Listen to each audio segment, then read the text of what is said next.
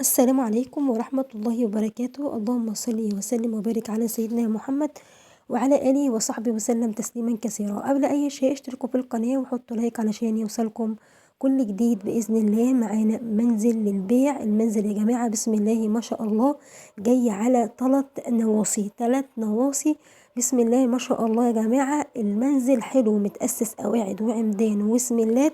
دخلوا 3 محلات وكمان مش هتصدقوا السعر. المنزل مساحة 120 متر 4 أدوار. الدور الرابع واقف على صبة السقف. جاي على 3 نواصي. كمان جاي على 3 نواصي. دخلوا 3 محلات. متأسس قواعد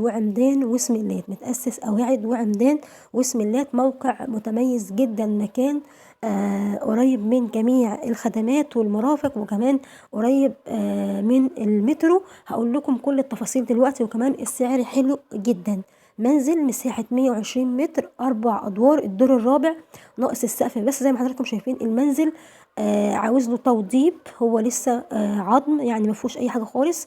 لكن المنزل دخله عداد ميه وجاي على 3 نواصي. وطبعا يا جماعه دخله عداد كهرباء. كمان المنزل دخله 3 عدادات.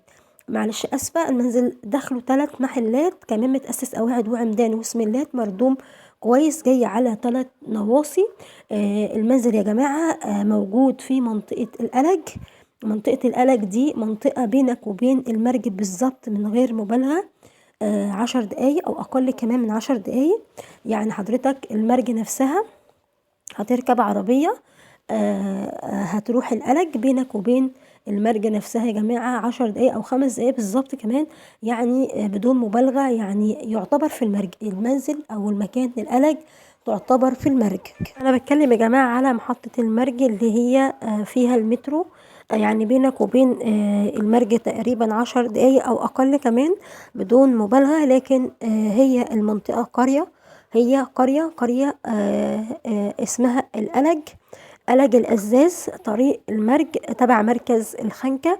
عرض الشارع 6 متر. المنزل جاي على 3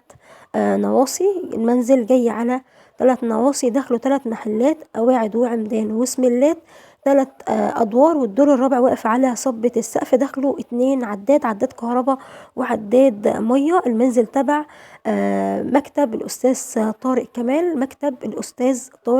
المنزل تبع مكتب الأستاذ طارق كمال. عرض الشارع 6 متر. جاي على 3 نواصي. في دخله 3 محلات. يعني المكتب هو طبعا ان شاء الله اللي هيفرج على حضراتكم على المنزل وهو اللي هيعرفكم صاحب المنزل نفسه وهيعرفكم كل التفاصيل. يعني انا بحب اقول كل التفاصيل بامانه. بحب اقول لحضرتك لو انت هتروح لسمسار هقول لك، لو رايح لمكتب هقول لك، لو رايح لصاحب المنزل نفسه او بتتصل بصاحب المنزل نفسه هقول لحضرتك برضو. انا ما بحبش اخبي حاجه عليكم. بحب كل التفاصيل حضراتكم تعرفوها. المنزل يا جماعه متأسس قواعد وعمدان وسملات. يعني دخلوا كمان عددين. دخلوا 3 محلات. المنزل مردوم ويشيل معاك اكتر من كذا دور لانه كمان مساحة الشارع حلوة. مساحة الشارع 6 متر. الارقام اللي موجودة داخل الفيديو لو حابين تعرفوا اي تفاصيل رقم الارقام دي تبع مكتب الاستاذ طارق كمال. مساحة المنزل 120 متر. مساحته 120 متر.